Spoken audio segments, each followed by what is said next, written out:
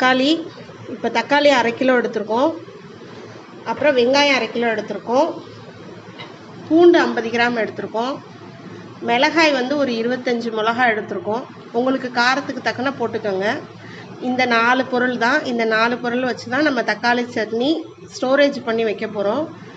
இது அம்மா நான் சின்ன வயசுலேருந்து எங்கள் அம்மா அரைச்சிட்ருக்காங்க. ஆனால் ரொம்ப டேஸ்ட்டாக இருக்கும். இது நம்ம வெளியில் வச்சாலும் ஓரளவுக்கு ஒரு 3-4 நாள் வச்சுக்கலாம். ஃப்ரிட்ஜில் வச்சா நம்ம 15 நாள் வச்சுக்கலாம். இதுக்கு நம்ம வேறு எந்த பொருளும் போட போகிறதில்ல. இந்த 4 பொருள் தான். இந்த 4 பொருளை மட்டும் வச்சு நம்ம தக்காளி சட்னி செய்ய போகிறோம். வாங்க இதை எப்படி செய்கிறதுன்னு பார்ப்போம். இப்போது நம்ம வந்து நல்லெண்ணெய் ஊற்றிக்கிறோம். தக்காளி சட்னிக்கு நல்லெண்ணெய் ஊற்றி மிளகாயை போட்டு நல்லா வாசம் வர வறுத்துக்கணும். அப்போ தான் வந்து அந்த சட்னிக்கே நல்ல டேஸ்ட்டாக இருக்கும்.